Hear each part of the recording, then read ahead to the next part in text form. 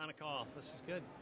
Okay, this is Cirina Catania with OWC Radio's Creative Club, and I'm here at NAB 2019 with Larry O'Connor, the founder and CEO of OWC, who we owe all of this to. I have to thank you, Larry, because you're so supportive of creative people, and this show allows us to marry tech and creative. So welcome. Nice to see you. Thank you for having me back, and glad to be here. And really fantastic. I mean, this is amazing. So NAB is actually crazy. There's all kinds of noise all around us. There's all kinds of activity. How busy has the booth been today for OWC? Day one has been a great day. It's been busy. It's been a great flow of folks. It's the people we get to talk to. It's the people who love our products. It's the people who love our products. It's the people who love to tell us how we can make our products better. It's the people who inspire us to, quite frankly, make the solutions that we're going to be delivering tomorrow. So it's already been a great show. I've been going nonstop, having a lot of fun. I was up this morning about 2 a.m. local time to get out on a flight to be here, and it's been nonstop. It's been nonstop fun. So it's a great first day, to say the least. You just got back from judging the Extreme Tech Challenge. That's why it took you so long to get here. How many flights? 3 flights or something like that from Necker Island to get here? Thankfully, it's a ferry ride and just a couple of flights. Oh, there you go. Okay, but you've been traveling for a long time. So who won the Extreme Tech Challenge? This year's champion was Active Protective, who, as part of the Tech Challenge, actually, when they won, they announced that they become Tango, and their product is called Tango Belt.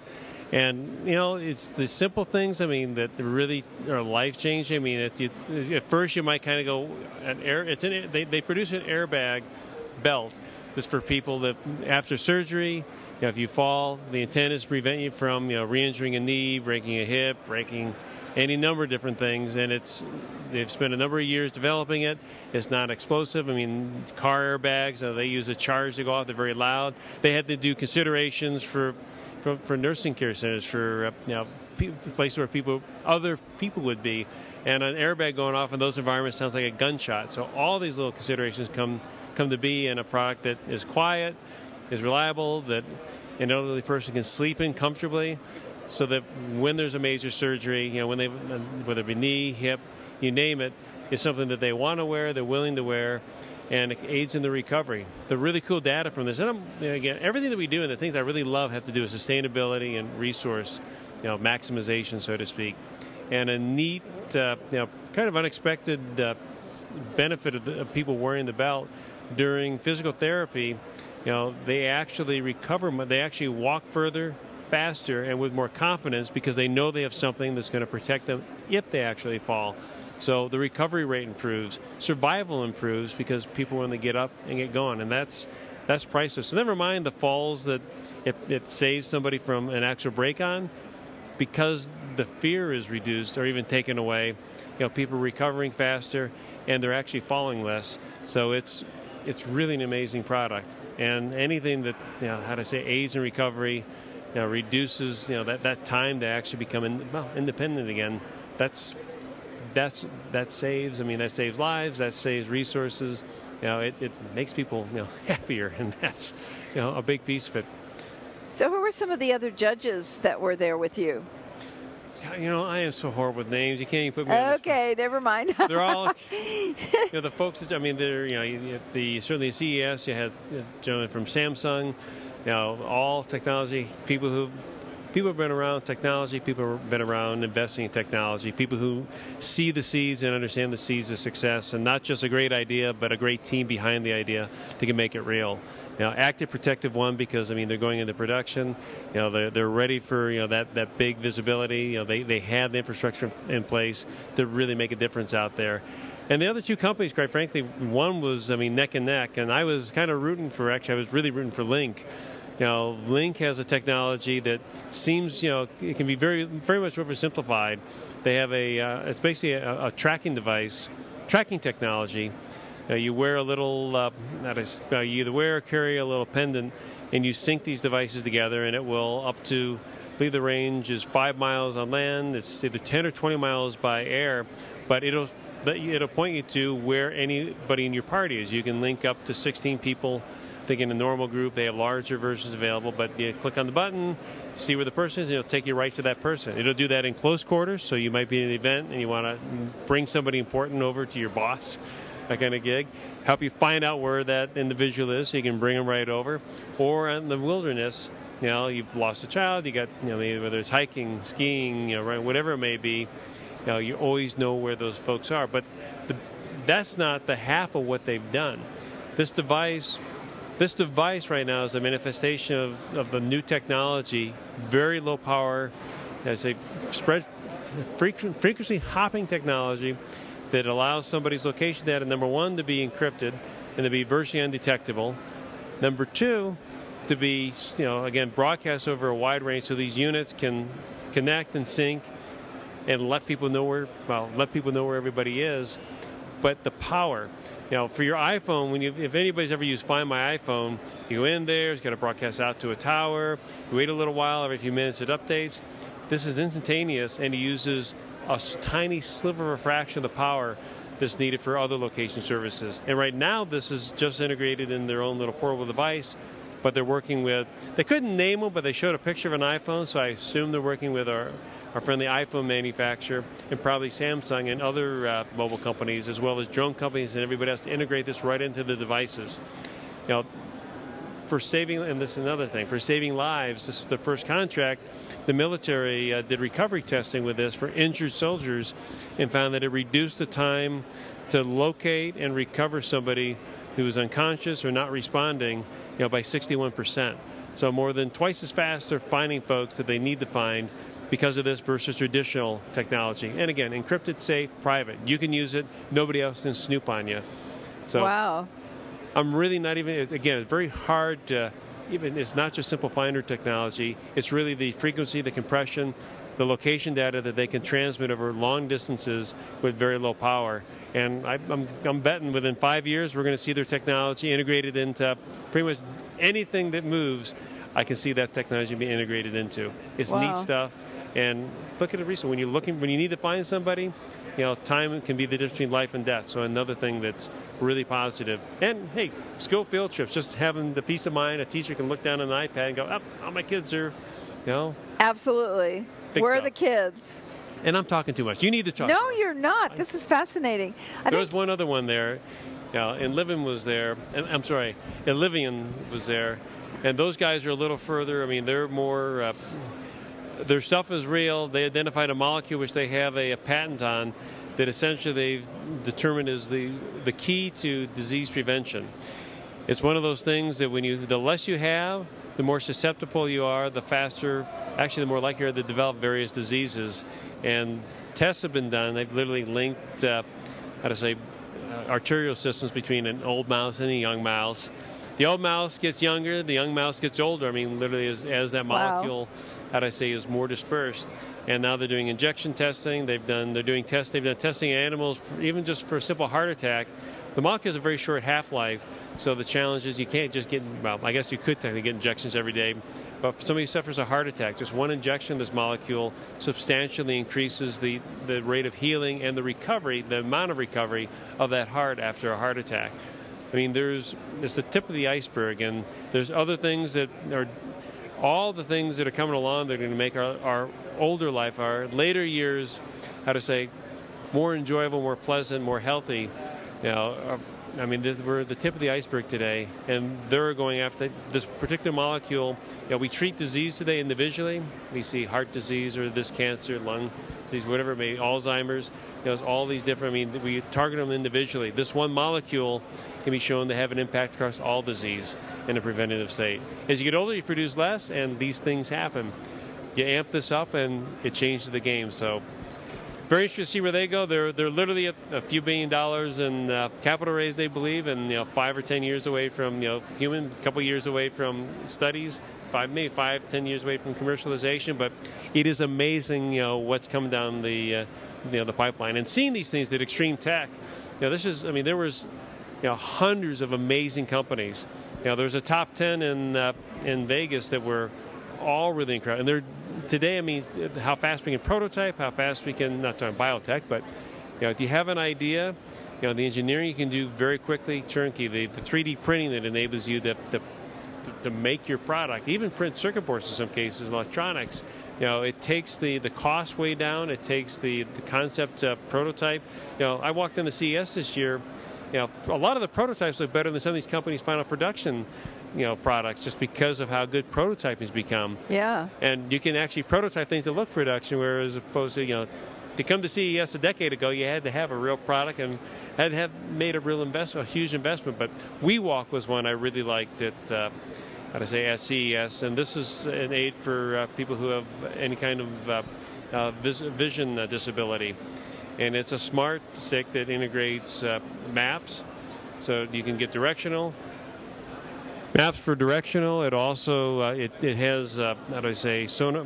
Sonar may be the wrong word, but it has proximity detection. So it's basically a smart walking stick that makes it much safer, much more efficient, faster, and with built-in mapping. For somebody who's blind, to effectively be self-sufficient, and very economical. There's a company that's showing they have the future in Europe. They're doing electric trucks that are effectively autonomous trucks for doing delivery. Identify most truck runs are short haul. They can do this with battery, much safer. You don't have drivers fatigue, much more efficient, greener. That's the kind of future that Extreme Tech Challenge brings out. And it was really, really, really hard getting it down to 3 folks. And the top 3, I have to say, this year, every year there's great contenders. This year, all 3 of them were amazing, and all of them were winners. It's got to be exciting to see things before they actually are in the marketplace and kind of envision the future. I remember many years ago at CES seeing the first driverless cars and thinking, oh my goodness, that's going to be in the next 10 years, and here it is. It's pretty awesome. But where you can look for all this stuff. I'm a big fan of sci-fi. Science fiction already. All these products. I mean, they needed to put those patents and copyrights out. They've already created them. They've already predicted what's coming. But science fiction is becoming science reality, and every day we see more and more of that.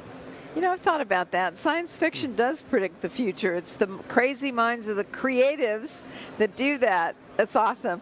So you mentioned sustainability. Can you talk about sustainability and how important that is to you as the leader of OWC? Certainly. OWC, you really get down to our foundation, our core. My dad's business was actually involved in paper recycling, and that whole process. And I have to say, had he let me see a little bit more of it, the chemical process, everything that's involved, the science that's behind it, I don't know if I'd be here today.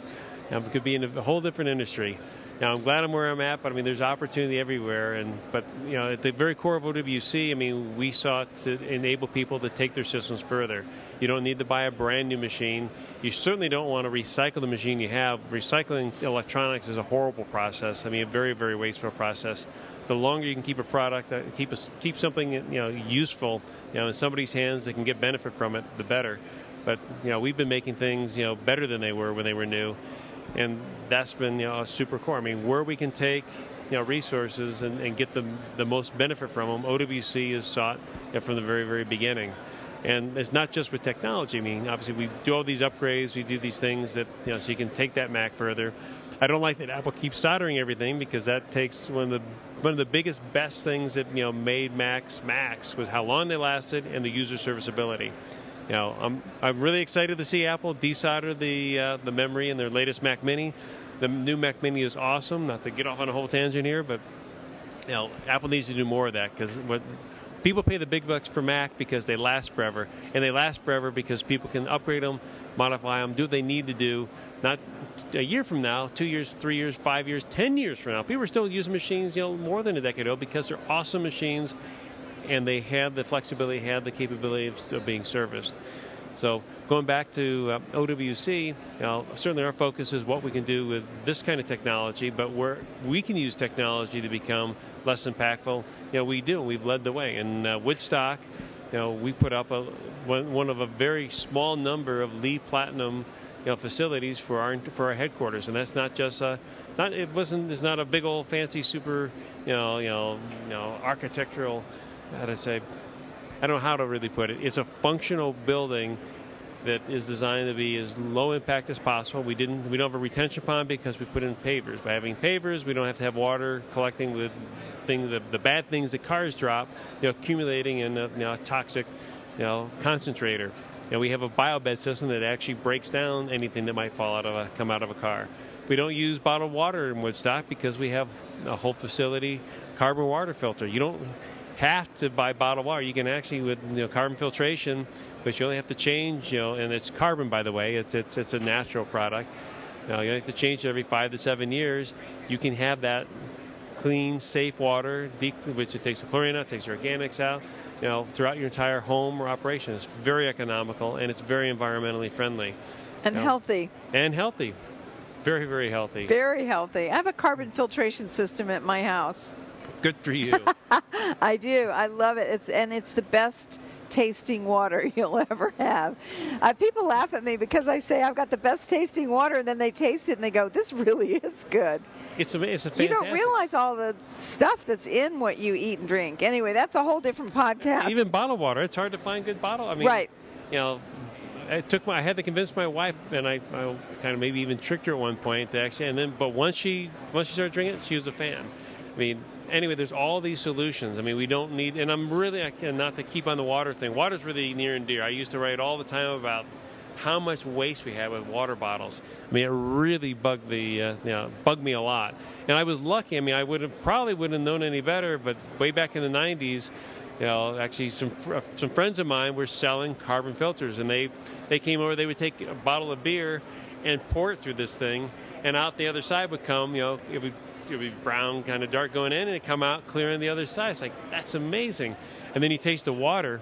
You taste it. I can do that too. Clear? I guess you drink it. So. We got all these amazing things, and I'm really excited to see in the airports now. You have those refill stations, and they're here at CES, at the NAB, at the expo floor here. It's got to be tough. I mean, they make a lot of money selling water for more than gas costs. Yeah, it's ridiculous, isn't it? That's typically. And then the other aspects of our facility, we put up wind power, we put up solar. In Austin, we have more solar capacity in our building in Austin downtown than anybody else, and part of that may be zoning. Honestly, we're in kind of the right spot, but we've made this investment, this commitment. We built our facility in Woodstock. That we opened the doors to OWC Woodstock HQ back in 2008. That was a vision I had. Back in 2004, 2005, as we were looking for a new home. How are we going to do this? We're going to do it right. We maximize light, so that we reduce power during the day. I mean, our lights auto dim based on how much natural light there is. Every place we could save energy, reduce impact, we did. And putting up wind power, we didn't do it because there are incentives, this, that, or it certainly wasn't in fashion yet. I say yet because now it's the big old thing. Everybody wants to claim that they're green. And I do really appreciate, again, Apple has done a really good job investing in solar. A lot of companies are doing a good job investing in renewable. But, we did it because the technology was there. It has to have an ROI. If it doesn't have an ROI, then there's someplace better that you can save energy, reduce impact.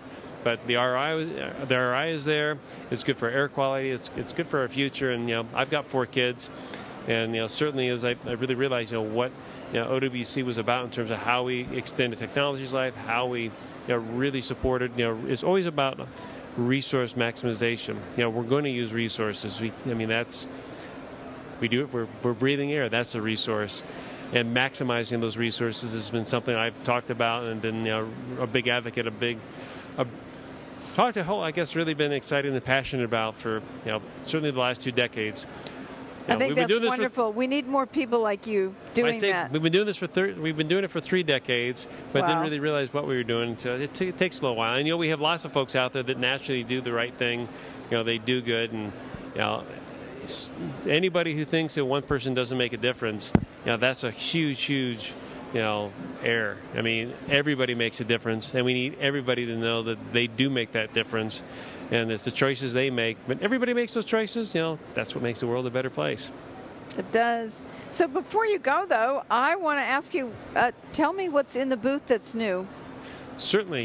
We have all of we have all our Thunder Bays. We have our portable SSDs, our new Aura Pro X2. is being talked about and shown over in our booth. The X2 is our second generation upgrade for the MacBook Pro Retina, the Mac Pro 2013, and the MacBook Airs, and it's fast. It's much lower power, it runs cooler, you have longer battery life, and we stomp even the fastest Apple SSD from a 2015 machine by about double. You have 3,300 megabytes a second now from a 2015 MacBook Pro. You don't have to buy a brand new MacBook Pro to get those speeds. You can do that in the old MacBook Pro. Now, most people just buy it because they need more capacity, and the best thing is now you're going to get more the capacity you need. You can keep that older machine going strong, make it like new. You have longer battery life, reduce power consumption, it'll run cooler, and it's going to be unbelievably fast. I mean, beyond imagination fast, in those systems. And the biggest pride, the biggest news that, may be underreported, and even, I think the people who understand it really are excited about it, is SoftRAID. SoftRAID version 6 is now is coming along. It's going to be released this fall. We're going to bring RAID 6 out, full APFS support, encryption support. And then on the other side, of course, RAID 6, which now gives you the dual drive. I mean, with these bigger arrays, now going up to 84 terabytes, it's probably nice having two drives, to protect you instead of just one. But now, on top of everything else, SoftRAID for Windows is being released.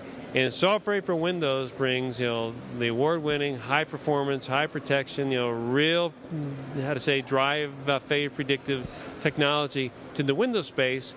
But not just the Windows, it enables you to move your volumes now between a Mac and a Windows machine with transparency, interoperably. Oh, that's great. We know a lot of folks, that's great. See them back there. They're mixed environments, using Windows and Mac for the, whatever's, honestly, we're Mac folks, but we have supported Windows. All of our products, by and large, work on Windows and on both Windows and Mac. And we use, where we have to, we use, and I hate to say it that way, but where we have to, we use Windows in our own facility. At the end of the day, you use what's best for your workflow. You use which platform is best in various parts of your workflow. And now our storage will seamlessly go from one machine to another machine, plug and play. On the direct attached side, and our Jupyter, of course, is network attached and works with everything right over the network. So, we're trying to bridge the gap for everybody. Storage, the product belongs to you. The creative output, your work is your work, and how you want to use it, where you want to use it. We want to make that as easy as possible, whatever that may be. That's awesome. Larry, I know it's really busy. Thank you for taking the time to do this. I do want to bring you back again soon, though, because you're doing some amazing work in the community for creatives, for nonprofits, for the earth and water. So I have to bring you back so we can talk about that. Okay. I talk way too much, but no, you don't. I do want to get a quick plug to SciArts. SciArts is another project we've gotten involved with. Just like with technology, we take everything for granted in terms of whether solid state drive is versus the hard drive. You really shouldn't take that for granted. Most people think they're one and the same.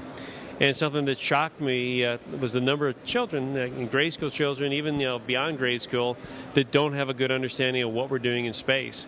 Don't even realize that we have an international space station, with astronauts and regular, trips to and fro, for research and a future of humanity that is certainly beyond our planet.